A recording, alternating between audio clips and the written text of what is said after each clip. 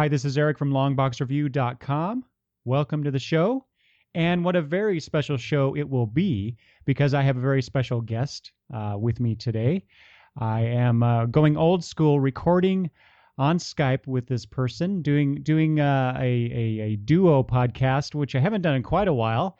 And it's funny because this very person asked me about this on his show. And this person is, of course, George Hanna from the George and Tony Entertainment Show. Welcome, George. Thank you, Eric. I'm glad to be here. See, I'm not used to being on this side of the microphone. That's quite all right.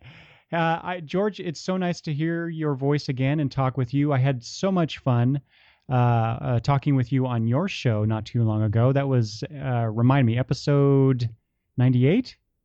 I believe so. I'm looking it up right now. You think I would be Mr. Professional. You know what? I'm making a very good first impression with your listeners right now, aren't I? It only can get better, folks. And you were right. It was episode 98.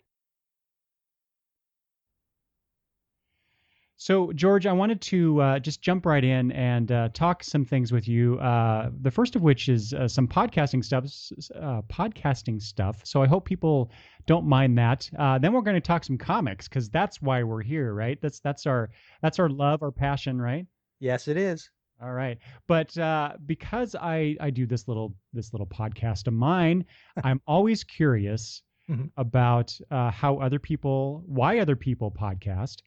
And just I just like to talk shop a little bit. So if you don't mind, let's do that a little bit. So why don't we just start off by having you tell the fine folks out there about the George and Tony Entertainment Show. Sure. Thanks for giving me the opportunity to do that.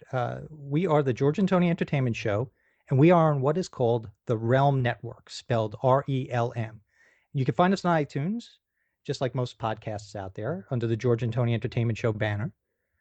You can also find us at www.georgeandtony.com. And of course, there's georgeandtony.libsyn.com. You can find us on SoundCloud. We're all over the place, just like you, Eric. We don't have a page like you have, though. We don't have a forum or any sort of way to get in touch with us besides social media like Facebook and Twitter. Our page is on the shared RELM Network site, and there's no opportunity to leave feedback there. So please, if you want to hit us up on Facebook, we're George and Tony Entertainment on Facebook and George and Tony on Twitter. Excellent. So, all right, I want to come back to the RELM Network in a little bit, but I kind of want to approach this, I guess, in a more or less from the beginning to the end sort of thing. Well, although there's really no end here. This is just ongoing. Gosh, I hope not. At least not in the near future. So what prompted? So give me the origin story for the George and Tony Entertainment Show. Was that your idea? Was it Tony's? Was it somebody else's? And you guys thought, hey, let's do that, or what is it?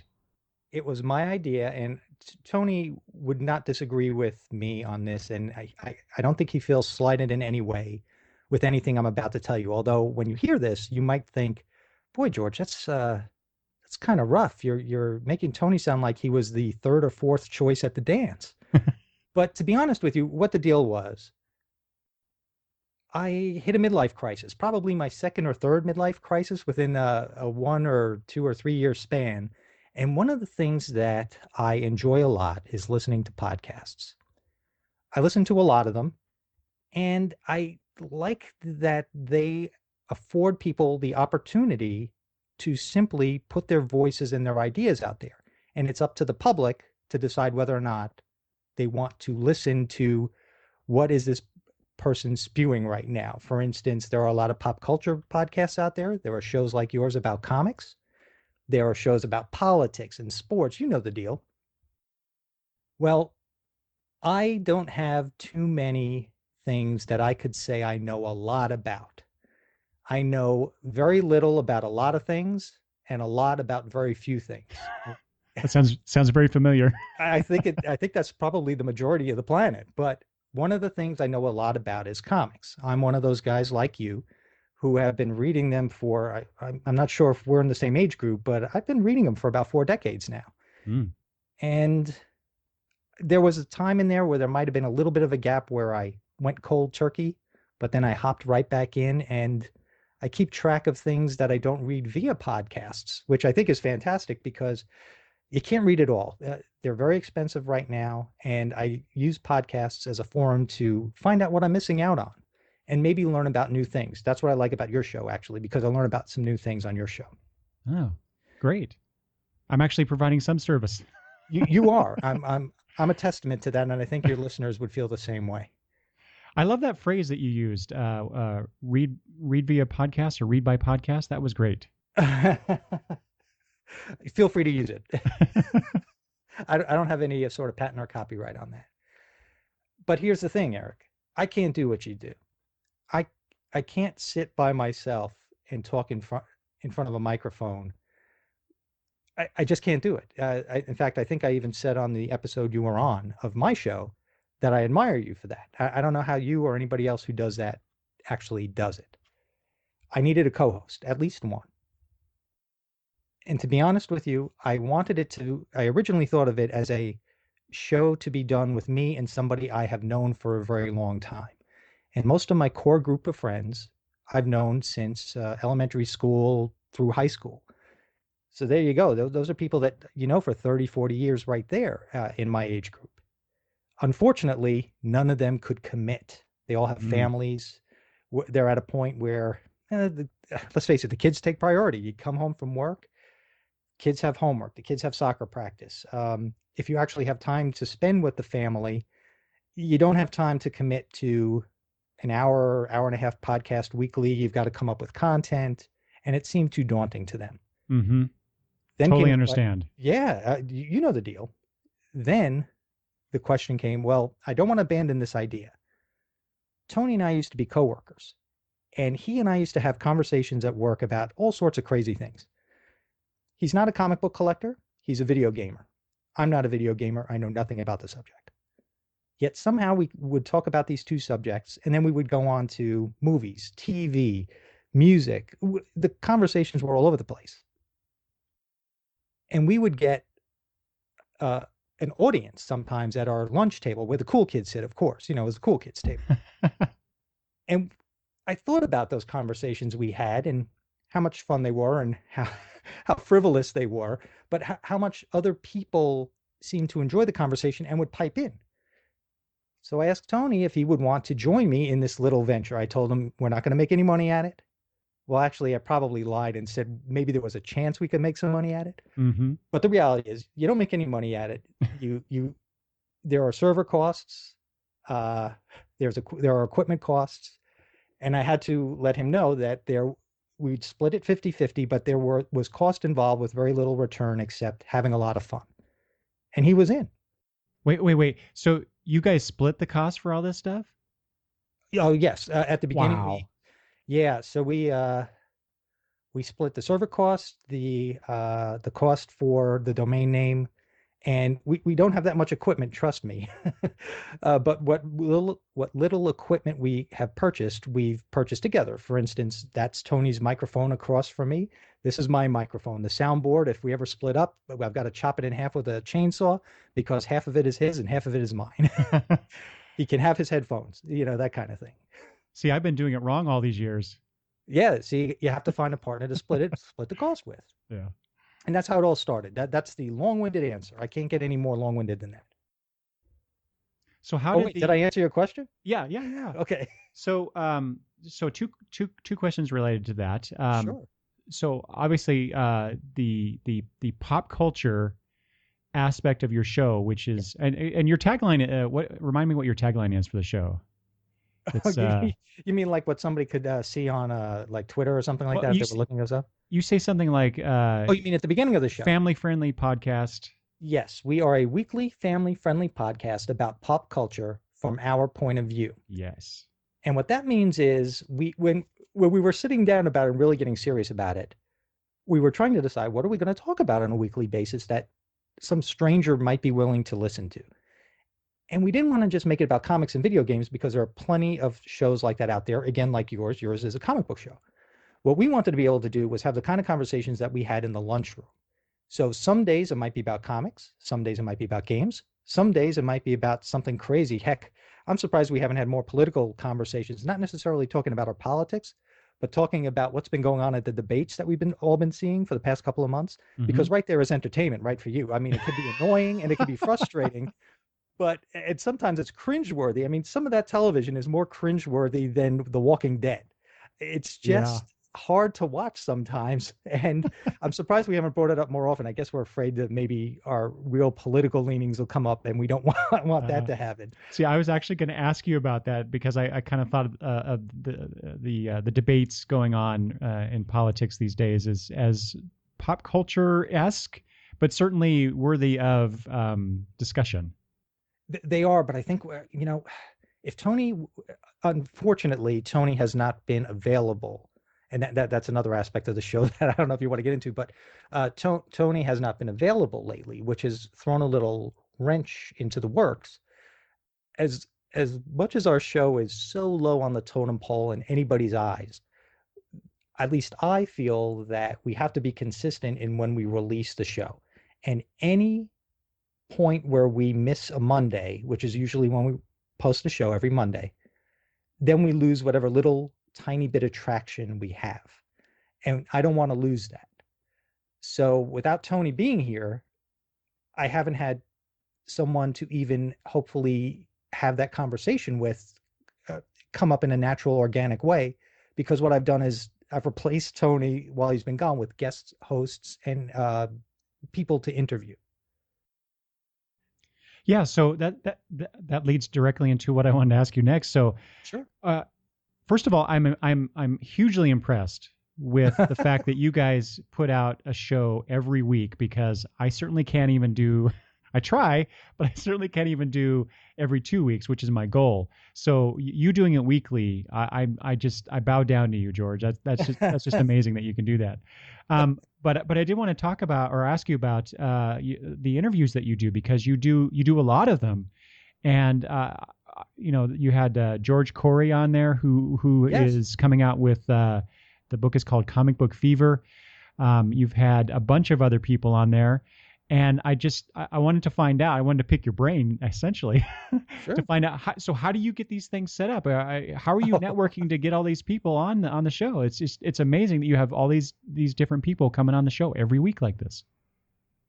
I wish I had a playbook for you, Eric. I wish I could tell you that there's a right way and a wrong way, and I'm probably doing it the wrong way. But what I'm using is social media. In some cases where people don't have email addresses, at least none that I know of that are public, I've been trying to use private messages on Twitter or Facebook, but of course that'll only work if somebody is a mutual friend, if someone has accepted your friend request or somebody also follows you on Twitter. So it does get a little rough. In George Corey's case, if you want to use him as an example, I think he's on episode 107. I just contacted him via Facebook, and I think I did it in a public way. It wasn't even a private message. I think I just said, I like what I see on your Facebook page. I'm excited about the book. I'd love to have you on the show. And I think I even made that contact with him sometime in the fall of last year. He got back to me and asked if I wouldn't mind. And now here's a real friendly guy for you. He asked me if I wouldn't mind postponing talking to him until closer to the release date of his book, which will be sometime at the end of June. Most people would have probably told me to, kick rocks. But here's a guy who he's selling a product. He wants to get the word out there as much as he can. He understands that, okay, any publicity is good publicity. He doesn't care if I'm NPR or I'm some little guy on the street, which is the category I'm part of. He was kind enough to get back to me and ask me if my schedule would work with his. And I mean, you can't get anybody more cordial than that. Yeah. And it worked out, and he was a great guy to talk to. And that is a book I've been looking forward to ever since I heard about it. Yeah, in fact, I just put out just recently put out something on my Instagram channel about the book, because it's in previews right now, the March previews. And so that reminded me of your interview, which was really good, by the way. I really enjoyed that. Oh, thank you. It was all him. It's all the interviewee, to be honest. Once you ask a question, you just let him go. Yeah, but I don't know, George. I listen to quite a few podcasts where someone's interviewing someone else, mm-hmm. and I guess my taste for interviewers um, maybe is not the same as the majority of the people listening to some of these podcasts, but I really enjoy the way that you interview people as opposed to I recently went on a mini rant, if you will, on Twitter about a well-known interview podcast, and I just Ooh, yes, I and, read that, and you piqued my curiosity. yeah, and so in comparison, I really enjoy the way that you interview your subjects. It's just a nice, easygoing conversation, and you keep things on task and just let things go where they may too. But I really enjoy that. So that's a really good service I think you provide. Those of us who are fans of your show and also of the subject matter that gets talked about. Thank you for the kind words. I appreciate it. All right. So a couple more questions about podcasting, then we'll move on to the fun stuff. Sure. So you and Tony got together and decided to do this pop culture entertainment show. Yes. And so how does the RELM Network fit into this? Very, very good question. Now, am I allowed to mention other names of other podcasts on the show? Go right ahead. Okay. I am a fan of a show called The Mike O'Mara Show. Mike O'Mara was part of one half of a duo called Don and Mike that used to be a very popular, what they used to call hot talk show back when Howard Stern was really, really hot on the radio. I don't know you're in Idaho, right? Yep. Okay, so now in Idaho, you maybe in the 90s, I think that was probably about the time Howard Stern was really hitting it big. There might have been maybe an all male-oriented talk radio station that wasn't sports. Was there a station like that out there? I'm sure there was, and there probably still is. That format seemed to be very popular throughout the 90s and maybe early 2000s. They blamed the Janet Jackson incident at the Super Bowl for being the thing that kind of put the nail in the coffin, or at least started the decline of that kind of talk radio, because everybody was afraid the FCC was going to come down on them for all the raunchy stuff that they were doing on the radio. Oh, yes. Mike O'Mara had a radio show after he and Don had retired. Mike carried on his show, but then his radio station that he was on here in the Washington, D.C. area, which is where I am, they flipped to a sports format, and he and his team got fired. I guess there's some sort of a clause in a DJ's contract that there's a no compete, and you have to kind of be radio silent for X amount of time before you can get a new gig. I don't know how all that stuff works. But somebody affiliated with his show introduced him to podcasting and suggested, why don't we take the radio show to a podcast? Once I discovered that the Mike O'Mara Show was part of the podcast world, I glommed onto that. I grabbed on, and they're a daily show. Eric, you talk about doing a show once a week or once every 2 weeks. These guys put out quality content daily. Oh God, that's my worst nightmare. I know, right? But this is their day job. I mean, you and I mean, let's make no mistake. I think your listeners know. Our day jobs, we have 9 to 5s or 9 to 6s, or whatever our hours are. This isn't our job. This is our passion. This is our love. This is our hobby. What we do here. For those folks, this is their job. That's why they put it out daily. They have sponsors. It sounds like a real radio show. In fact, I think they have one affiliate out in Iowa. One person who was affiliated with the show, his name was Mark Ronick. Just to let you know, he's the R in the RELM Network. I contacted Mark while he was affiliated with that show to see if he did any sort of consulting when it came to starting up a podcast. It seemed like kismet, because at the time he said, yes, in fact, we're thinking of looking for other shows to put on the network, meaning the Mike O'Mara Show network.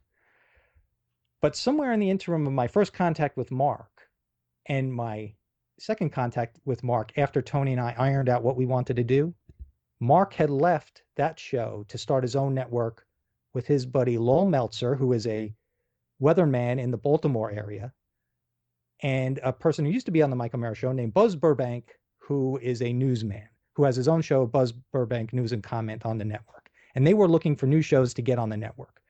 I met with Mark. He kind of told me what I needed to do to get started. You need this kind of soundboard. I suggest you use these headphones, these microphones. He heard what Tony and I had planned. I sent him episode number 1. Oh, and he even sent an engineer here named RJ Diaz, who you hear us thank at the end of every show. Right. And he set us up. He's actually on the first two episodes. He was there almost like as a producer. And then we were able to kind of carry it on from there on our own. So RJ was here helping us out for those two episodes, gave us an infinite amount of knowledge, which of course I forgot totally. So if you ever wanted to know what he told me, I don't remember. But he gave us a lot of advice while he was here, and that's how we got affiliated with the RELM Network. That is the short story made ever longer. Wow, that's amazing. So you were you were at the right place at the right time, asking the right person the right questions. That's just amazing. That George, I've heard a lot of people talk about their podcast origin, and I think yours is probably one of the more unique ones that I've ever heard. I'll tell you, the timing was right, because had I contacted Mark earlier, I don't think that the show he was previously on was ready to accept outside talent that wasn't proven. Since Mark's RELM Network was new, they were willing to take chances and risks. The RELM Network has a wide variety of topics. I mean, they've got wrestling shows, they've got cooking shows, they've got Buzz's news show.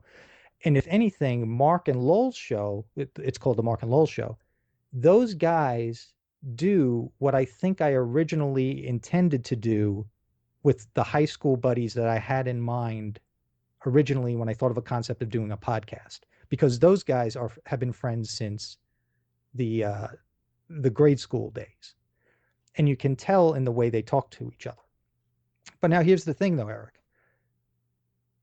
One of those guys is a weatherman in Baltimore. He already has a following. So, of course, people are going to listen to that show because they know him from TV. Mm-hmm. They're also going to listen to Buzz Burbank because from the Don and Mike days, millions of people were listening to that show and they know Buzz. Mm-hmm. So what's great is that there's a built-in listenership on the RELM Network, which is what Tony and I liked, hoping that we would get listeners, kind of get the residual listeners, Mm-hmm. Yeah. We nowhere do the numbers that they do, of course, but people discovered us, strangers discovered us as a result of being a part of the network. So for that, we're very, very grateful. The advice they gave us and the exposure they gave us. Very nice. Yeah, that sounds great. I've just always been curious. I know of other essentially podcast networks, and so I was just curious how people got involved with those. So that's like I said, that's a great story. Okay, final question, George, regarding podcasting, and then we'll move into some other things. Yeah, the fun stuff. How do you find the time? Mm-hmm. Good question. Well, my wife might say that I spend too much time on it. She's very patient with That sounds very familiar too. Right. To me too. Uh-huh. Hi, honey. I know you're listening. No, she's very patient with me. So, but how do I find the time? So I stay up late. I don't get very much sleep. That's pretty much the long and short answer. I work the 9 to 5 day, come home and we have dinner, hang out with my wife. I try not to let it eat too much into the personal life, so that it's not always on a computer with headphones on or anything like that, although I'm probably that way from 10 o'clock on at night. I don't do a lot of internet surfing, which sounds kind of weird and counterproductive for somebody who does what he calls a pop culture show. Yeah. So I'm not really surfing the net too much. So it is really, if I'm on the computer, I'm doing something related to the podcast. Well, see, I've just learned something. Don't be on the web when I'm trying to record and edit, because I get distracted all the time. No. I wish I could tell you that I have a spreadsheet, some Excel spreadsheet that is like my daily calendar and is my Bible, my life force, and I've blocked off X amount of time per day to spend on the show. It's not like that at all. I squeeze it in, but I will say this. I try not to let it eat into my weekend, because that's definitely not fair to my wife, and it's not fair to me. Weekend days, I do not want to be anywhere near the computer or want to be doing stuff, even if it's cleaning the house, gardening, doing the normal dusting, vacuuming, whatever it is. But the weekend, I would prefer to be out hitting a museum, going to the movies, having lunch or dinner with my wife. Those are our days, and I don't want to eat into those days. It's when the day is winding down into the late hours of the evening that I'll start the podcast stuff. Okay, so I am doing it all wrong, I see. And I don't think so. See, I don't think there's a right or a wrong. That's the no, whole there thing. isn't. I'm just teasing. Yeah. Okay, so given that you spend X amount of time during the week working on the show, Hmm. when do you find time to read comics? That's a good question too. I'm woefully behind. I will admit that. I don't I in when I listen to your show and some of these other shows out there, and when I go to the comic book store, I realize I'm probably not reading as much as the average person is. And I think the only reason I keep up is trying to decipher things in previews.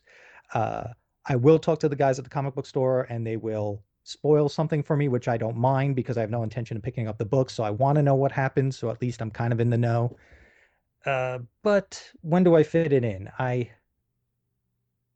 That's a good question. Again, there's no calendar where I've blocked off the time. Well, like last night, I was catching up on a series that came out toward the end of last year from IDW called it was a Sherlock Holmes adaptation called The 7% Solution. Hmm. And I was enjoying reading that last night. I just decided to sit down. I wanted to read. And in the background of some of the panels, the artist had put little Easter eggs. And so I tweeted about it yesterday because I was so happy. Oh my, I noticed these Easter eggs because normally I probably read the books too fast and miss those types of things. Hmm. Yeah, so I just do it where I find that you discover moments in the day or the night where you can do it. Yeah, you have to do what you can, given our busy lives, right? Yeah, I mean, and it is a hobby. So just like anything Yeah. else, if a sports fan fits in watching a baseball or a football game or something like that, those are the times I fit in reading a couple of comics or a graphic novel or something like that.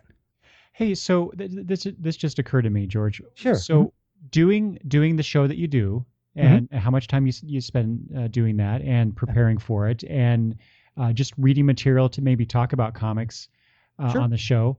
Mhm. Do you find that your appreciation for the comics that you're reading is perhaps lessened or tainted in some way, since Hmm. you have to look at it at a differently than just as a strict reader? I don't think so, only because I'm definitely not a reviewer. I don't want to make any sort of I don't want to misrepresent myself in any way that way. I'm not a reviewer, and I don't consider myself a critic.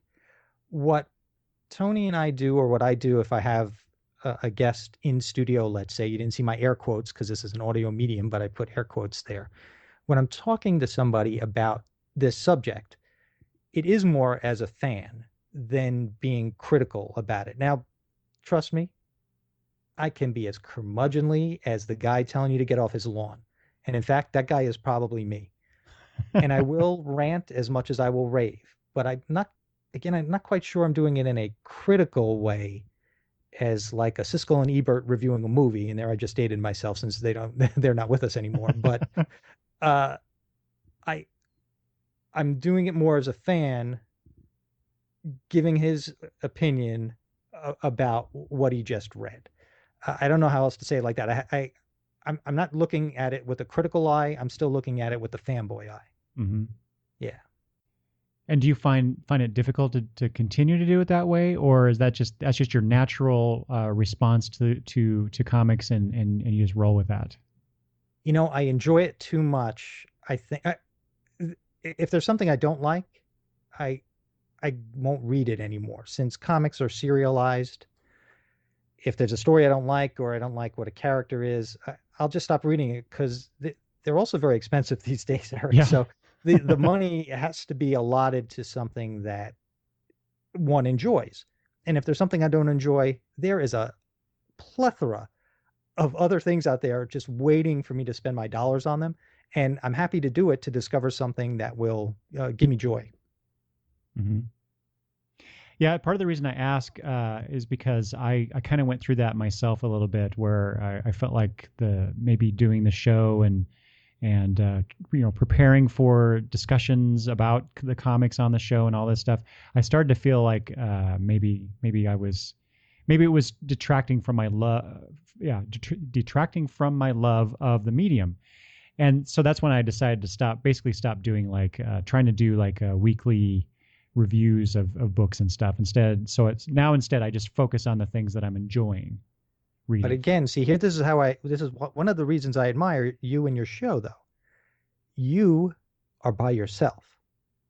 You don't have the luxury of having a counterpart to help you go off on a tangent to take you totally off of the subject of comics to something about a song they heard on the radio or a TV show or a movie or something like that.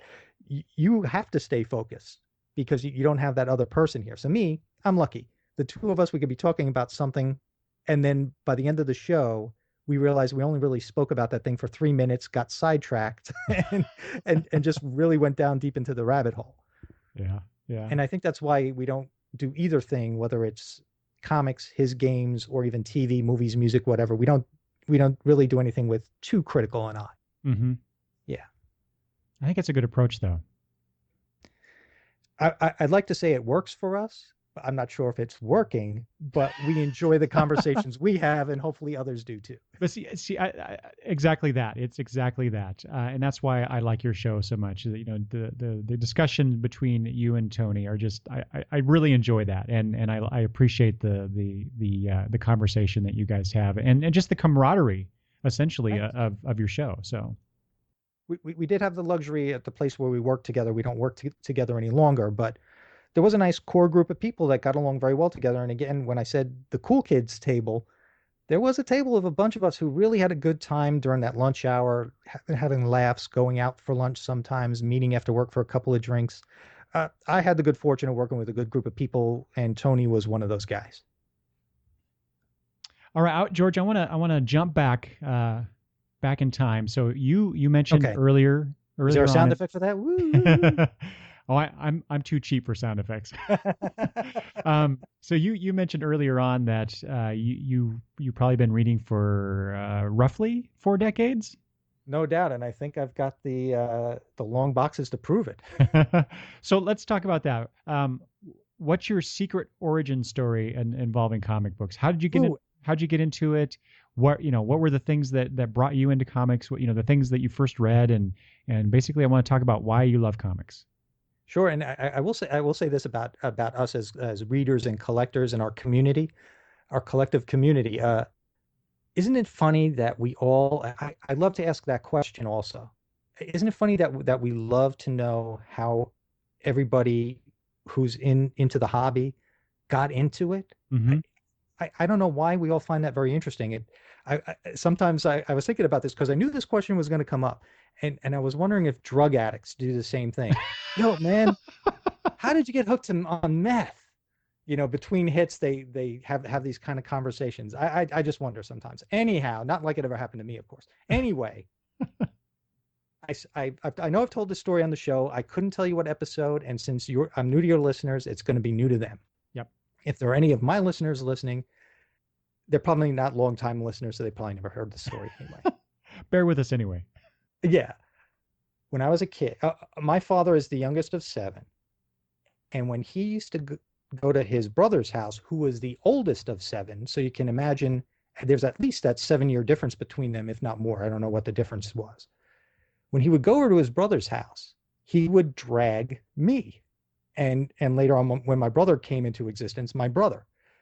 But because there was such an age difference between him and his older brother, there was also a great age difference between me and my cousins. So when my father would take me over to my uncle's house, of course, the adults would be upstairs doing whatever the adults were doing, but my cousins weren't around. They were at sorority parties, fraternity parties, dances, sporting events, whatever. So I was stuck by myself with all these adults. These were the days of not having multiple televisions around, and even if you had a TV, you only had the 3 stations. It would be getting late. I would be down in the basement by myself. There was nothing on TV. Again, you had very little in the way of choices, but I was very fortunate that my cousins had an army trunk full of comics that happened to be in the basement that I discovered in in my being very curious because I had nothing to do downstairs. So, of course, I'm getting myself in trouble. I'm going into a room I probably shouldn't have been in. And there is this treasure trove of comic books. And they were the kind of comic books that were perfect for a kid my age. Richie Rich, Casper, all the different incarnations of Archie comics with Jughead and Life with Archie and whatever else. Baby Huey, Little Lotta, Little Dot, all the little girls, all those comics. Millie the Model. And I went through that trunk over the course of all those years of going to my uncle's house and running to the basement. And of course, there came a point where I couldn't care less that my cousins weren't there. I could go and read some comic books. And you know how they say the first one's free? Well, that first trunk was free. Oh, wow. And then it just went, then I was addicted for here we are today. Now, did you end up with any of those books that were in that trunk? You know something? I might have stuck a few under my shirt when leaving the house. I might have done that, but It's all in the family. It's all good. Yeah, that's right. I wouldn't have put it past me, but I definitely didn't inherit the trunk. I mean, if that's what you're getting at. So I don't know where that trunk full of books wound up. Then, if we want to take it a step further, my dad and another uncle of mine, when I was a kid, this is in single digit years. Now we're talking about, pre 10-year-old. My dad and another uncle owned a small grocery store. And again, this is how they talk about the good old days? These are the days where you could actually go into a convenience store like a 7-Eleven, and on the magazine rack, there were comics, or there were the old spinner racks. That's right. And in my dad's grocery store, while he didn't have a spinner rack, he did have some comics on the magazine rack. He didn't have that many, but I can remember seeing Richie Rich and Jackie Jokers. I could remember seeing superhero comics. In fact, one of the first comics I can recall getting is Captain America number 198. And the only reason I remember that number is because I brought it up on the show once, and I very recently saw somebody post it on the Facebook page for the magazine back issue. Mm-hmm. And I think they put it out on there because some guy put some stuff out there on the spinner racks 40 years ago. And I'm thinking to myself, oh my God, that was 40 years ago. There you go. Now you know how old I am. No mystery there now. But that's my origin story, I would say. Okay, so you read, like you said, Richie Rich and I ate that stuff up. All what kind of what we think of as kiddie comics in a sense, for that time period anyway. Oh, so yes. So did you then graduate to and that's not a really good term to use, but did you move on to like superhero books? Yes. What wound up happening was I did get that Captain America book I was talking about. Again, I'm not quite sure if that is really the first comic I got. I do recall around the bicentennial, again, dating myself, there were, I think DC did this more than Marvel. I know Marvel had a big treasury edition of Captain America bicentennial battles that I bought. Mm. But I think DC did a lot of, well, maybe not a lot, but had a couple of comics that had a bicentennial theme. I can remember a Superman Action Comics story where see, covers were better back then. I'm sorry, I'm a curmudgeon, back in my day, kids, that kind of thing. There was this cover where this guy, I forget what the villain's name was, punches Superman on the cover, and you can see the line in the cover, and he punches Superman so hard, he sends Superman back to colonial times during the Revolutionary War. I remember that one. I picked that one up. I think I picked up the second part of that story where he was already in colonial times. It took me a while. Later on, I think I bought the first part of that.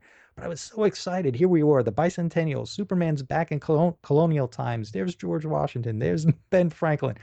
I couldn't get enough of stuff like that. So which company did you gravitate towards more? Ooh, that's a good question. I think when I was younger, it was DC. Mm-hmm. And I'll put it this way. In retrospect, I think DC was more acceptable to a kid because you could read a full story. If it wasn't one and done, the story was done within 2 or 3 issues. Mm-hmm. And while that's not what a publisher wants, as far as a kid is concerned, especially in those days when it was questionable whether or not if you saw Superman on the rack one month, would that next issue actually be on the rack next month? As a kid, I think that was appreciated, even though we didn't realize we were appreciating it. But if there was a chance that part two or the next issue wasn't going to be on the rack next month because things were sporadic and nothing was exact, the science wasn't exact. I don't know how they ordered things back then. Mm-hmm. At least you got a story out of it. Whereas I think the Marvel comics of the time, I don't think they were easy enough for a kid of, say, 9 or 10 to grasp and really fully understand. They were a little more, the universe was more developed or more cohesive, maybe is the word I'm looking for. Connected. Yeah, and I don't think I appreciated that until I was in my teens. Mm-hmm. Although I loved the team-up books. Marvel team-up, Marvel 2-in-1. I didn't care if I didn't know who the character was that was teaming up with Spider-Man or the Thing. Those stories, again, mostly were one and done, few exceptions. But you could pick up a book, you got at least 2 superheroes in there, and in 22 pages, you had a great read, and it was good fantasy, and you could kind of keep going back to it because so much had happened in there. You were happy to see Spider-Man, and oh my goodness, who is this Beast? What is this blue furry figure? I've never seen this guy before. Or hey, there's Iron Man. Oh, I've never bought an Iron Man comic before. Let me check that out. That's so cool. So, you know, stuff like that. Yeah, what a great marketing ploy that was for both companies, because you had on DC you had the Batman team up book and the Superman team up book around that same time. And those were all of them were great. Those are some of my favorite comics of all time, just because you got, not only do you have the major characters, you know, starring in the book, but then you have all the guest stars coming in, and you're introduced to all these different characters from across, you know, across their company history and their company line. So they were awesome. And given the way comics are made today, I know there have been times where they've tried to bring back the concept of a team up book, but like you take Marvel now. I mean, back when I'm talking about, the Marvel universe was only maybe 15 years old. Now that the Marvel universe is 50 years old and everything is so interconnected, every book you read is almost like a team up book, because that's true. If you're reading Spider-Man, he's going to bump into somebody. So I guess the concept of a team up book may not survive in today's marketplace. More's the pity.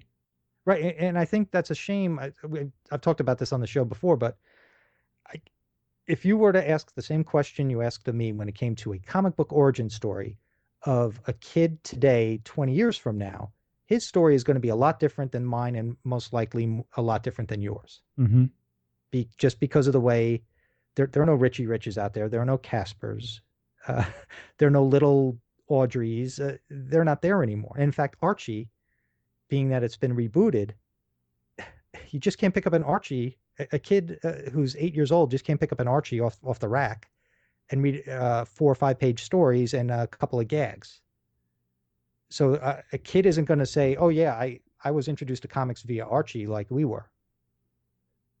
Be very interesting for me to talk to a kid 20 years from now and say, how did you start reading comics? I was just going to say that. Yeah, exactly. Well, I have a young kid, a young girl in my household that is getting into comics, but her origin story is obvious because I said, "Hey, here's some comics. You should read them." And so she did. Clockwork Orange on her. You right. Put the things in her eyes. but fortunately, you know, I've had, you know, several children that I've raised, and only one of the 4 has shown any interest in comic books. So I'm very pleased that finally someone is into it a little bit, at least. My nephew, who has been on the show, his name is Frankie. Shout out to Frankie. Hey, Frankie. I'm not sure if I'm the guy who got him into comics, but I know when he was younger and a birthday came along, or or Christmas came along, or even when we went to go visit him, I'd have comics in hand. So I'm not sure if I had a hand in that. I know his mom is an avid reader and instilled that upon him, but I sometimes wonder if maybe I had kind of a hand in getting him to be interested in the comic book medium. I'm trying to do that with my little nephew now, but I think I'm jumping the gun a little bit. So I'm gonna have to wait till he's in grade school to. But see, that's the problem now. There is nothing like. Well, I mean, there are Angry Bird comics and things like that, but and there's something. There's Owly. I think Owly has no dialogue boxes. But I, I don't know. I think when it comes to sequential art in kids, it's a little difficult. I mean, maybe a Disney property like a Mickey Mouse comic or an Uncle Scrooge, maybe for a kid, maybe in early grade school. I don't even know where to start them. Well, it's good that you bring that up because I was just thinking about what my little girl Madison reads, and it's not Hmm. just the stuff that I hand off to her. She's Hmm. actually starting to bring stuff home from the school library, Oh, really? and so that's the nice thing about so two things there. She's bringing stuff home from the library and introducing me to things that I've never heard of, obviously haven't read, and I'm really enjoying them, and two. The fact that the school libraries these days, elementary school libraries actually have sequential art books in on their shelves. That Hmm. that never happened when I was in school, for Oh yeah, sure. no way. We had to sneak them in. In fact, I think I told the story on the show. We went. There was a class trip to an opera of all things with our chorus class, and one of my buddies snuck in some comics. So we're sitting there trying to read comics while the aria is going on and the fat lady's actually singing. Our chorus teacher's snoring away 2 rows ahead of us, and we're sitting there reading Star Wars comics. Ah, nice. See, I never had the guts to actually do something like that, even though I wanted to. I was always afraid I'd get caught and they'd take my comics away. And Oh, believe me, I was just riding on my buddy's coattails. I didn't have the guts to bring him in, but when I saw he brought him, I said, "Hey, pass me one of those, would you?" well, yeah, I would have done that too, for sure. Uh, okay, so since we were talking about DC and Marvel, I just wanted to touch Sure. on that a little bit more because usually when those of us who get into superhero comics, we generally start with DC or Marvel, or well, let me rephrase that. People of our age perhaps Yes, started with DC or Marvel because, quite frankly, that's all we had when we first got into comics. that's true. And until the mid to late '80s when we got some other publishers in the Hmm. mix. But we'd start with DC or Marvel. So who was your go-to character? Who were your favorite characters from DC or Marvel? Okay. Well, while I was reading the DC stuff, I like the Flash. My brother really got into Batman a lot, and I'm not sure if that was. I think that was more because of the TV show, and he Mm, recognized the Batman, what they call now the Batman '66 show. right. We would watch that every day after school, so I think there was that recognition. So I would buy him Batman comics, and well, what I would do is I would buy the Batman comic, but kind of hand it down to him. Mm-hmm. Uh, he had the love of Batman, and I think I had the love of the Flash. But then I eventually graduated to Marvel. And when it came to Marvel, I was lucky enough to be there for the actual print run of John Byrne's take of the Fantastic Four, Ah. the Claremont Byrne X-Men. And those were the things that really got me into comics. Mm. Uh, all the subplots and the deep behind the scenes stuff that was going on. But again, I think I had to be of a certain age to appreciate that. Had I picked up a Fantastic Four comic when I was 8, I'm not quite sure I would have gotten all the intricacies of the plot. I would have enjoyed it. In fact, I probably did read some pre-burn Fantastic Fours, but didn't enjoy them until later when I was older and I revisited them. Mm-hmm. So as I came of an age where I could understand these things, I became what I guess they called at the time a Marvel zombie. And it was make mine Marvel. Yeah. And all except for the new Teen Titans, which I know you're a fan of, and Crisis on Infinite Earths when it came around in 84, 85. I even had dropped out of the Flash. So when it came to DC, I think I was only reading New Teen Titans. And then when Crisis came out, that was, I couldn't eat that up enough either. So what? Okay, let me ask you about that then. Yeah. Since you piqued my curiosity. Sure. So here you are. You're not really reading too many DC comics. Right. I kind of fell off that bandwagon and went Right. over to Marvel pretty, except maybe for Brave and the Bold and DC Comics Presents, again, because I like the team up magazines. Yeah. All right. Yeah. But then you get into the Crisis, which is Oh, essentially killing that version of DC, the DC universe. hmm. but Well, you here's but the you thing. but you like that. Yeah. Well, I think it was because who reads comics now, and I'm guessing the majority of your audience who, reads it, uh, everybody talks about event fatigue. Mm-hmm. But when Crisis came out, and even when the original Secret Wars came out, there was really nothing like that. Oh no. And the again, it was like the ultimate team up maxi series, right? Everybody was in it, Yep. and it was drawn by George Perez. How could you go wrong especially after seeing his Teen Titans work?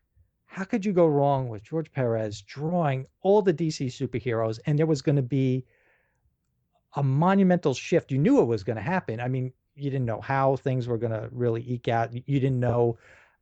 There was no previews to tell you what was going to happen to the Flash or Supergirl or anybody else. How could you not have your mind blown as a teenager who read comics when you read Crisis on Infinite Earths? It's one of those things where I had to be there. Like, everybody knows where they were during the moon landing, who was alive during the moon landing. I feel fortunate that I was of the right age to appreciate Crisis on Infinite Earths and not see it in retrospect.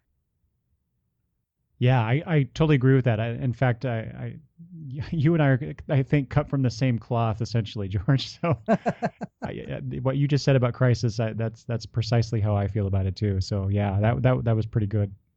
I remember because that ran 12 issues. Right. No double shipping, 12 months.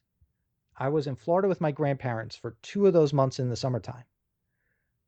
I kept every week I was running to the 7-Eleven down at the corner of their homeowners association or whatever the little community was, checking that rack, not wanting to miss, I don't know what would have come out that summer, issues 7 and 8 or whatever it would have been.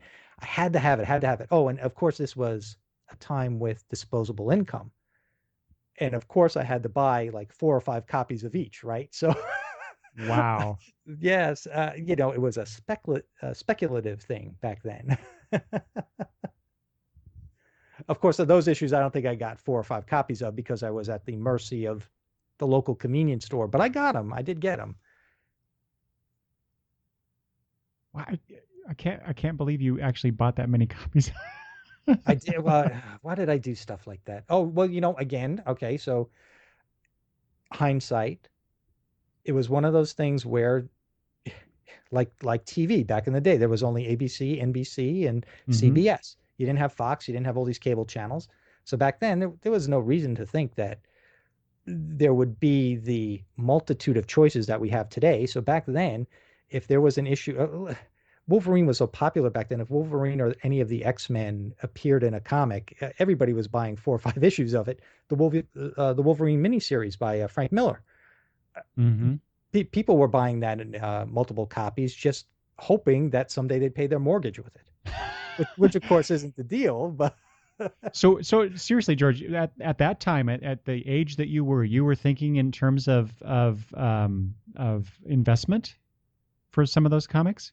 I was thinking of, and especially, again, George Perez, all the DC superheroes. It was the first real maxi series like that. And I was thinking, read one to save for all eternity, at least one to sell. I didn't do that for everything, but I did it for things like Secret Wars or Crisis on Infinite Earths. Definitely did it for the Wolverine miniseries. I think the first Marvel miniseries is technically Contest of Champions, and I know I did it for that one because, again, it was such a unique concept. I bought either 2 or 3 copies of each. I think it was only 3-issue miniseries, but again, they were 60, 75 cents, 50 cents, whatever they were at the time.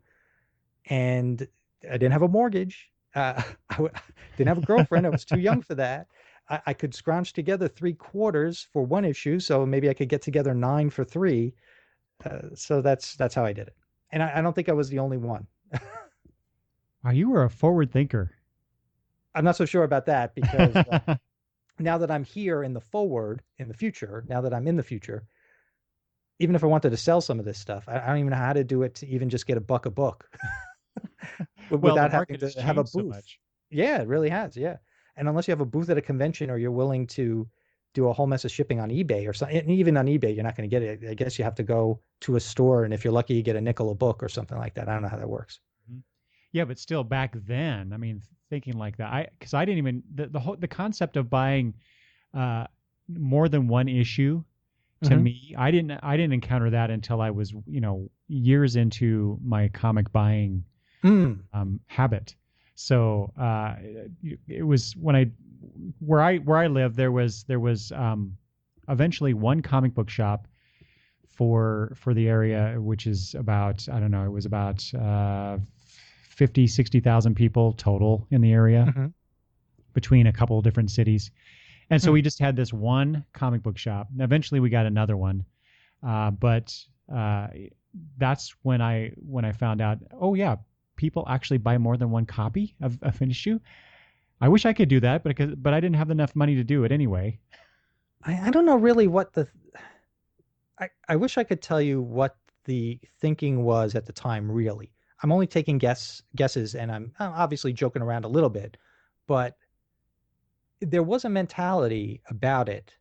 And it, I mean, in the 90s, I think all that speculation boomed and busted when it came to all the different types of die cut covers, hologram covers, and whatever else, all the other crazy things that were done that the 90s are so famous for. In the 80s, I don't know how the mindset turned from a comic just being disposable to being collectible. And I don't know how, as a teenager, I caught on to that idea. And I wasn't the only teenager in my group thinking that way. So maybe, I don't know, maybe I was following a crowd. I definitely wasn't the entrepreneur thinking about it. I definitely got the idea from someone else. Mm, Yeah.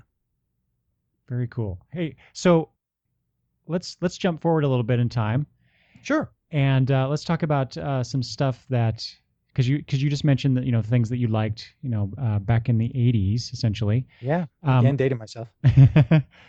well, that's essentially when I came into it, late 70s, early 80s. So all that stuff is all my favorite stuff, right? It's Yeah. all the comics that you get introduced to when you first get into the hobby. Those tend to be the ones that you love the most, and I love those Crisis and New Teen Titans and Oh, yeah. all that kind of stuff. So I yeah, can remember, again, I don't want to be like on my show and throw you off on a tangent, but I can remember picking up off a spinner rack a Marvel 2-in-1 issue with the Thing and Sasquatch from Alpha Flight. oh nice. But at the time, I didn't know what Alpha Flight was. Mm-hmm. And here I'm thinking, oh, wow, this is a story about Bigfoot, like the mythological Bigfoot. I didn't know Yeah. Sasquatch was a Marvel character with a history already. I just figured the thing was meaning Bigfoot. And I picked that sucker up, and was I surprised that there was some whole long history with Sasquatch? Yeah. Not the story I expected, but I enjoyed it immensely, and I can Yeah. remember that. George, you are making me want to go buy all those Marvel 2-in-1s and Marvel team ups and oh man, I love those. All right, like I said, let's jump forward. So those are some of your favorite books in the past. So what Mhm. what are you reading these days? What are your favorite books now? Okay, I knew this question was coming up, so while I said I don't have a spreadsheet or a calendar to dictate my time, I have started a spreadsheet of what I'm reading, and I have done that for the show. I wish I had done it last year because when we did a year-end show, it was more, what have you done for me lately? And I realized I was missing so many things that I had enjoyed earlier in the year Yeah. because I didn't write it down. So if something ended, which a lot of these series we read these days, they reboot, they have a new number one, I forget that I enjoyed it only through March, you know. Yeah. So I actually have a spreadsheet here of things that I've been reading, and I'm looking it over here, and one of the things that I really love is Grayson, which I Yes. know from DC Comics, which I know you love. I know you love Robin and anything that has to do with the concept of Robin. What, Uh, me? yeah, you. I listen to the show. I listen to the show. Fantastic. And I knew it would be short-lived, even if there was no rebirth or reboot in DC. And I knew I just had to enjoy it while I've got it. So for however long it goes, it's supposed to end with this DC rebirth stuff, right? Mm-hmm. Unfortunately, So yeah. for however much longer we have it, which isn't too much longer, I'm going to enjoy the heck out of it. I have also been enjoying, well, if we just talk about the big two, I'm not getting too much into what would be the heavy hitter books. as much as I liked the Flash back in the day, and I read the Jeff Johns Flash run, when the new 52 came, I didn't get into the Flash or any of the big things. So right now from DC, the only thing I'm reading, I think, is Grayson. I'm reading some of the Vertigo titles. Are you reading things like Sheriff of Babylon also by Tom King? Oh Are you, yeah. are you reading that one? Yeah. Yes. Yeah. And I'm also I'm also enjoying Art Ops. Have you tried that one? I got the first issue of that just because I get my comics through DCB Service, and Mm. they had a Vertigo bundle one month, Hmm. and Art Ops came with it, and so what the heck, it was I got it was a big discount on it. I think it was like 75% off for the I whole. think If I I know get the bundle you're talking about. Yeah, Was that the one with Twilight Children, Survivors probably. Club, Yeah, and Clean Room? probably. Yeah, yeah. All But right, because I think so I did that too. I got that first issue and Hmm. really enjoyed it. And then it was, I missed ordering issue number 2, Ah. probably issue number 3. So what I did after I read that, I'm like, dang, I missed out. They just recently solicited the trade for that first run of Art Ops, and so I pre-ordered that. So I'm looking forward to I reading that. and I hope you do enjoy it because I'm enjoying the book. It's a good book, and in fact, I wound up sticking with the other things in the bundle. See, that's how they get you. That's right. Luckily, Twilight Children was only 4 issues, and after those 4 issues, I still couldn't tell you what the heck happened in that book. It was beautiful, Oh but yeah, I couldn't tell you what it was about or anything. yeah, I agree with you. And I'm not much of a horror comic fan, but I am enjoying Clean Room and Survivors Club. So I'm going to stick with those for a little while too. Okay. Hmm. Yeah, Clean Room I'm getting, and it's a beautiful book. Hmm. Just I the agree. art is beautiful. The Yeah. story is, I'm not quite sure about the story yet myself, but I am enjoying it, and it's certainly disturbing. Gail Simone is doing some Oh, interesting, making some interesting choices with her storytelling in that book. before catching up on Sherlock Holmes last night, I did read the latest issue of Clean Room last night, and you're right, it was very disturbing. Yeah. Very disturbing. That's why I had Yeah. to cleanse my palate with Sherlock Holmes. The only other DC proper book, and I can't even call it proper, is the Batman 66 meets the Man from Uncle. Ah, okay. I was enjoying the Batman 66 book, and I knew again that would be short lived. I'm surprised it lasted as long as it did. And they kind of followed it up with this, and I'm enjoying that. When it comes to Marvel, I am reading Doctor Strange. Yes. Uh, Actually, I've been out of Marvel for a while, and I've had this discussion with the guys at the comic shop, and I don't know if we're going to go off on this tangent. I know we're maybe running out of time, but I've got to admit, 10 years ago or so, when the original Civil War storyline hit Marvel Comics, Mm-hmm. that's what I would call my jumping off point. Oh. And I have not been able to get myself into the Marvel comic book universe as opposed to the cinematic universe or anything else there might be as much as I'd like. Currently, the only thing I can find myself getting into are what I'll call the outliers, like Doctor Strange. I consider Doctor Strange almost like a fringe comic.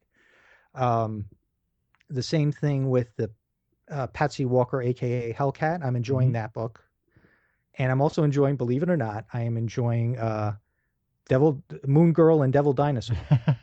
I think that book's very fun, but then again, it's on the fringe. I No Squirrel Girl. No Squirrel Girl, um, and and I like the Vision, and Oh I yeah. kind of know that whole concept of the Vision is, I knew it had to be finite. I knew even if Tom King didn't sign some sort of exclusive deal with DC, there was no way that whole Vision concept was going to go like 50 issues. I couldn't see that happening. Oh yeah. So Not the way yeah, that the not in the way story they're is being doing told. it. Yeah, for Yeah. sure. They're So I totally knew I'm changing. just embedded in this story, and when it's done, it's done. And I was surprised when I read issue 1. I didn't know what to expect, and when I read it, because I'm a big Tom King fan, I just fell in love with it. Mm-hmm. So I'm in it again for the long haul until it ends. But those are the only Marvel comics I'm reading. And now with Civil War 2 coming out, have to admit, not too excited.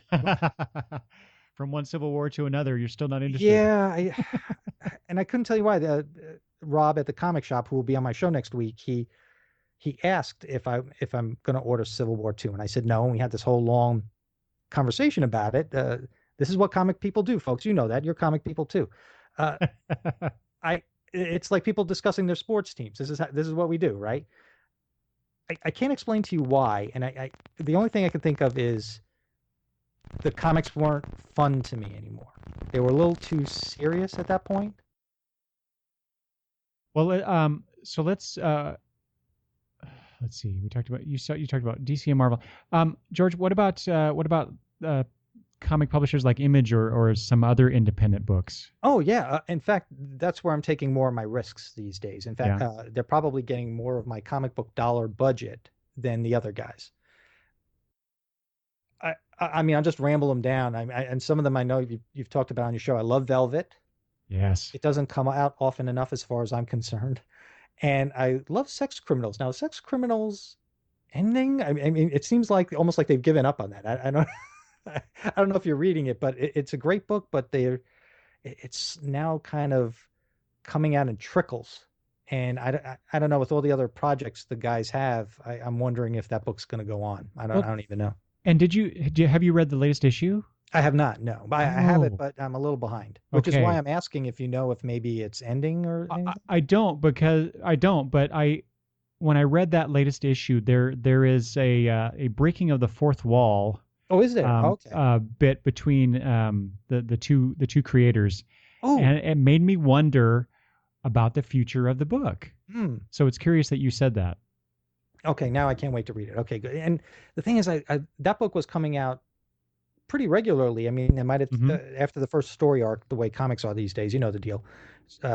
They get their story arc, they take a month or two off, I guess, to reset, and then they start season two or whatever they want to call it. After that first break, it didn't seem like the book was coming out every month anymore, Right. and it kind of took me out of it. And with that kind of a gap, I always had to go back and read more. So that rereading process, like you were asking me, how do I fit it in like anybody else fits in whatever hobby they have, to go and reread something I already read. And, let's face it, we're talking comics here. This is first world problem. These are first world problems here. To go back and read something I already read when I've got four other things that look fantastic and I haven't read them yet, I'm going to opt for those. Hmm. And now I fall a little further behind on that other series. And again, first world problems, I understand that, but that's what we comic book fans deal with, right? Yeah. Let's see, what else am I reading? I liked Paper Girls, Hmm. and when I found out that wasn't going to come back until June, I was upset. But I have the feeling I can remember the whole Paper Girls concept and where they left off, so I think I'll be all right there. Yeah. I like Mystery Girl from Dark Horse. All these things are relatively new, I think, except maybe for Velvet and Sex Criminals. Hmm. Paper Girls only started a couple of months ago. I like the James Bond book from Dynamite. Have you tried that? No, I've been waiting for the trade. Okay, I'm enjoying it. I haven't read the last issue that came out. And it seems like that came out a long time ago. I wonder if that's trickling out too, or maybe the one I haven't read yet ended the story, although I doubt it. It seems like it would take more than one issue to tie everything up. But I have enjoyed that, and I hope they keep that in just because they released it on the back of Spectre coming out last Hmm. fall. I hope now they don't abandon it. Okay, I can understand they have Warren Ellis for this, and if they can't get Warren Ellis for another James Bond story, fine. But if they can tell another top-notch, super secret spy story, I'm all for it. Well, that's what I was just going to ask you. I was trying to remember if Warren Ellis was the writer of that, and Yes. considering Warren Ellis's track record with properties, he tends to do the introductory story, and then he's off to do something else. So I was going to ask if you knew if he was going to stick around on that one or not. That I don't know. I hope he does because the story is intriguing me and I'm enjoying it a lot. But I can understand if he was just there to have a big name to get people Hmm. enticed to buy a James Bond comic. I mean, we see it all the time, right? Like you just said, it's almost like his track record, and there are other writers like that, even artists too. I'm excited for the Micronauts and ROM to return to IDW. Are you? Considering that you and I seem to be of the same time period, does any of that excite you? A little bit. I actually didn't really get into ROM or the Micronauts Hmm. back in the day, but I love the concepts, and I used to have in my collection a few issues of ROM, but now since gone. But so the nostalgia aspect of it really appeals to me. Side note, and again, I do this on my show all the time, so sorry for the tangents. When I told you that I was reading the Sherlock Holmes book and I saw all these Easter eggs in the background, the first Easter egg I saw was what the 7% solution is about. It's a team up. It's a superhero team up between Sherlock Holmes and Sigmund Freud. Ah. In the first panel of issue number 3, where Holmes and Freud are meeting in his office, in the background there's a bust of Rom. Oh, no way. And this is and uh, so of course my eye, and you can't miss it because of the way the panel is laid out. It's right there, top of panel.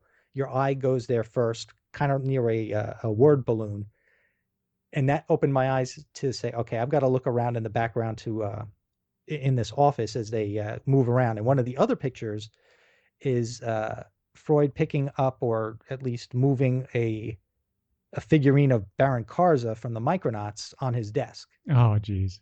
And there are some other references in there too, but I thought that was kind of funny that they threw that in there to, I guess, whet people's appetite. I love it when artists do that. Yeah. In fact, are you reading Mystery Girl from Dark Horse? Nope. While I was intrigued about it, I Mhm. decided to wait on that one too. Well, the artist on that, I know his last name is Albuquerque. His first name escapes me. He is the same artist on Letter 44 from Oni Press.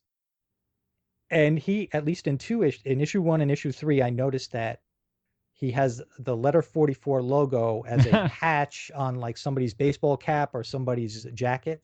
And it makes me want to go back to issue 2 and see, where did I miss the Letter 44 reference? And in fact, a couple of weeks ago, I had Rich from the local comic store on the show, and he's a big Letter 44 fan. He has a patch of the logo on his sweatshirt. And I showed him the reference in issue number 1, and he was so excited because he enjoys the book so much. And now he's looking for those little Easter eggs also. It's fun when the artists do that. We love our Easter eggs, don't we? Yes, we do. I'll tell you about 2 more that I haven't started yet because they started around Christmas time, and I really didn't give myself too much reading time around the holidays. Klaus, which is the story about Santa Claus by Grant Morrison, right? And Humbug, which is from, I think it's 451 Fahrenheit. I think that's the name of the publisher. Miniseries, all holiday related, that started around the holidays. But the thing is, Klaus, I think, goes 8 issues. So what is that going to end sometime in June? Mm-hmm. And Humbug, maybe 4 or 5. So that'll end either this month or next month, way past the holidays, but they're holiday themed. And I thought that was kind of funny that they didn't release them as, say, one big graphic novel. Yeah. Yeah. Because I can see how interest would wane as time went on. Exactly.